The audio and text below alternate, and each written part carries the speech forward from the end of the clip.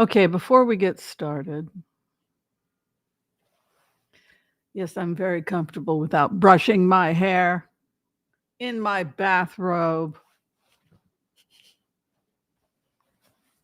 looking at how to get a visa out of here. How is everyone? First off, no, I have not done anything. I woke up. I woke up.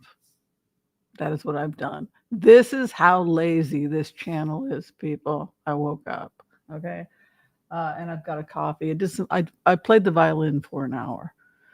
I did brush my hair and I put it in a pony thing, but now it seems messy again. Listen, folks, that's not why we're here.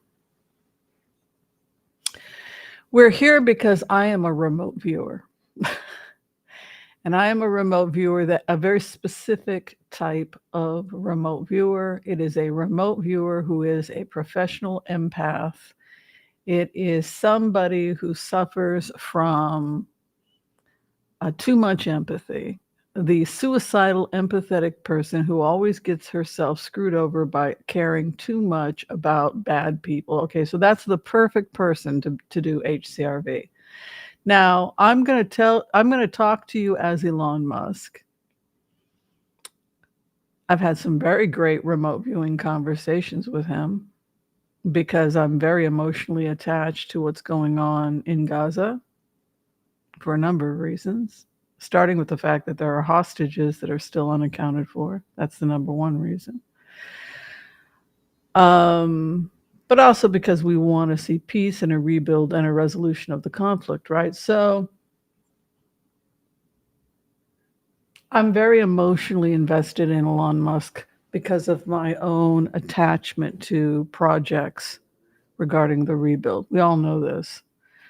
So when you become emotionally attached, that's actually a great opportunity for you to get a lot of information and insight into somebody. And because I am emotionally attached, I feel that I have a psychic pipeline into this individual.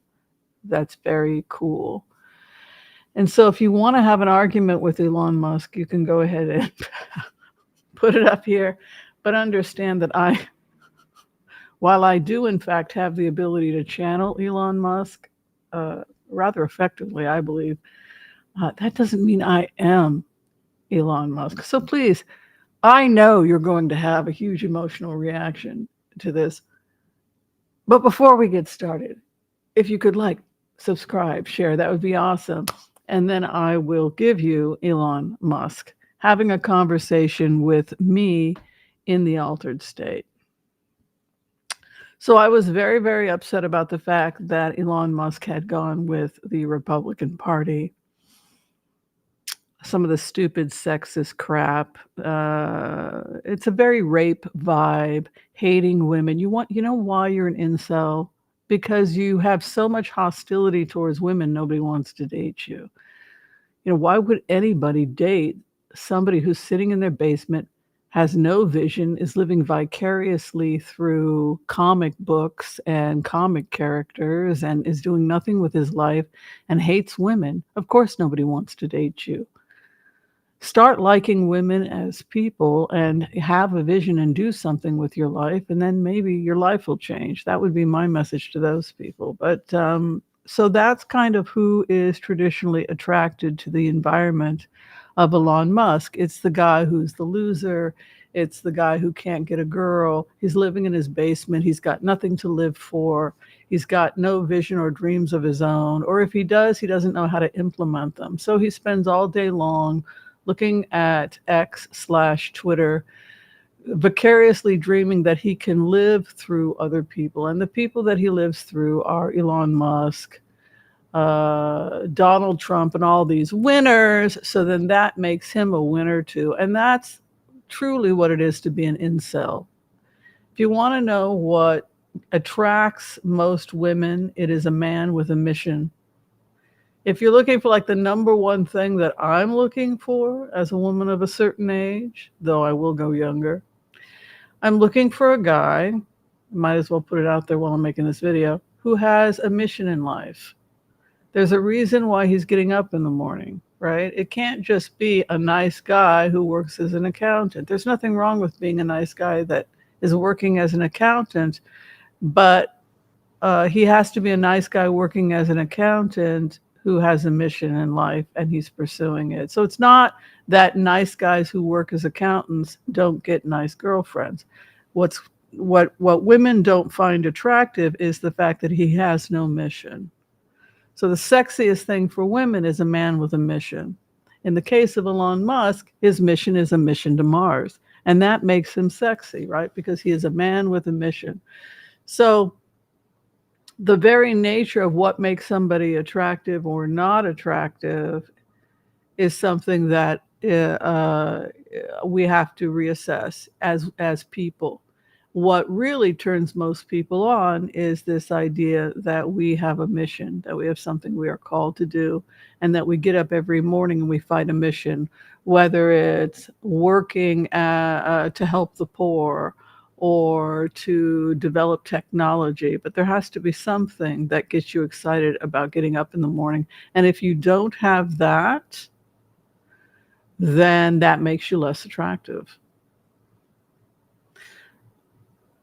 So what's happening is that he attracts that type of person. So he took the money, he took his money, and he bought the Republican Party. But the energy around the people that are attracted to him, it's a rape vibe. It's very rapey. This idea that the state owns your body, and that's a communist idea, right?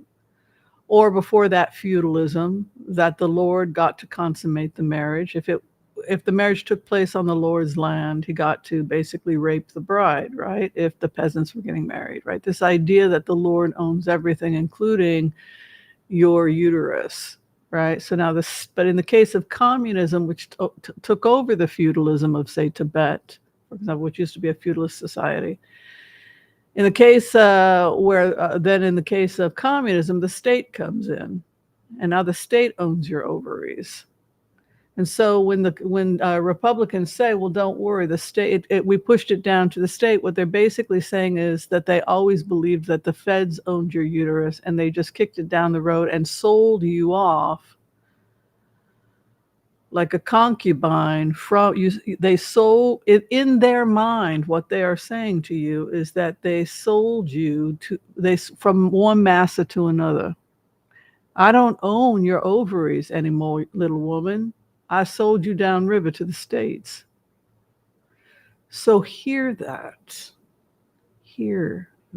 because that is the old white man talking.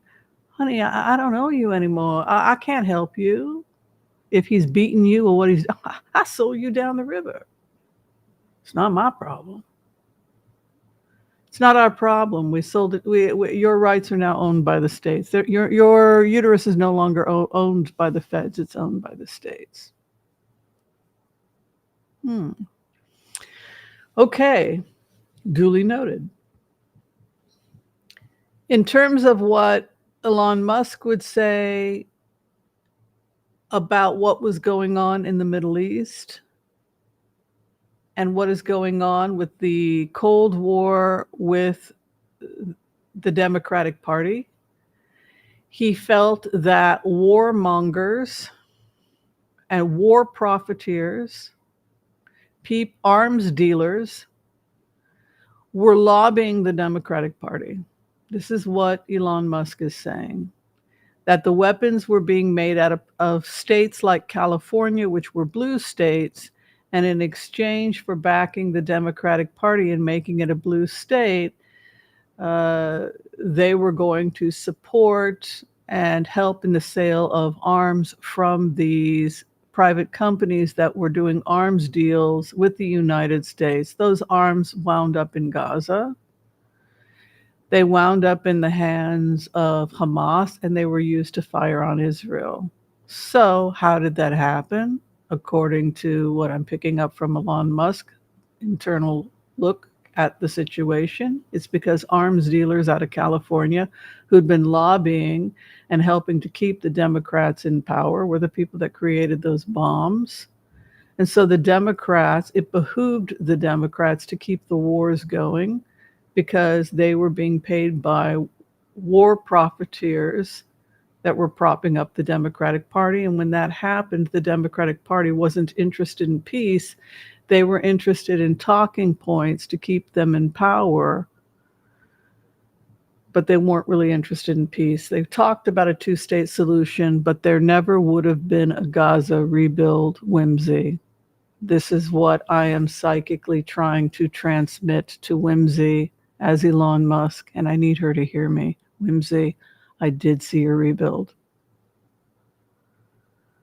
They were never going to give it to you, Whimsy.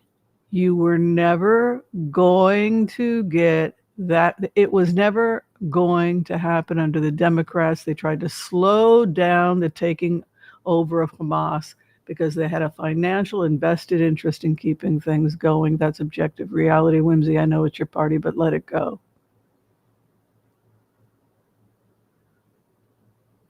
The only way you're going to get a rebuild or a Marshall Plan is if you have to start from scratch with a different party. I bailed out the Republican Party. We're trying to rebrand and redo the Republican Party. I want the rebuild. You want the rebuild? I am psychically transmitting this to you, Whimsy, as Elon Musk. Do you want this rebuild? Do you want war to end in the Middle East? Do you want a viable two-state solution with a friendly border? I can give that to you, but I can't do it through the Democratic Party because they're being lobbied by warmongers.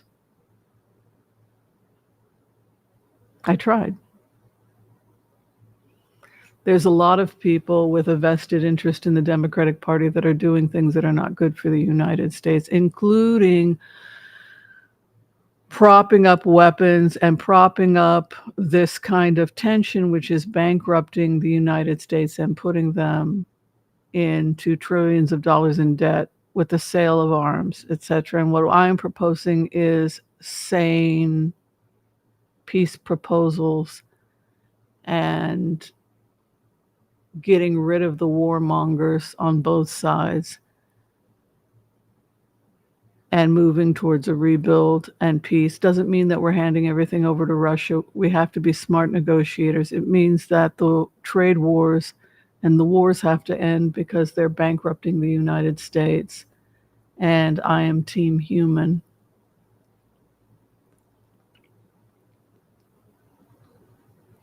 I want us to be a multiplanetary species. I want us to get to Mars. And if we're killing each other, we are a candle in the darkness. What a shame it would be if that candle went out. The war in Gaza needed to come to an end, and I couldn't do it through the Democratic Party, so I went to the GOP.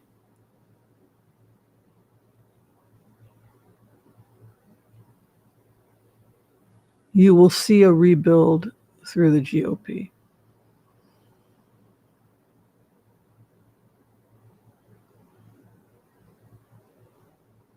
Sometimes we have to negotiate with people we don't agree with. Sometimes we have to do business with people we don't agree with, Whimsy. Just because I'm selling cars to someone or doing business with someone doesn't mean that I agree with their lifestyle or their choices. It's not my job to judge. All right, so that is the message from Elon Musk. Don't yell at me. It is only my job to transmit the message as I hear it in the altered state. If Mr. Musk thinks I got it wrong, he can certainly have his minions respond. I want to thank you all for listening to this meditation. Be sure and share, like, subscribe. If you're trying to get in for a reading with me, you can find the information below. Be kind to all so that all will be kind to you too. God bless. Peace out. And we'll see you next time. Bye, everyone.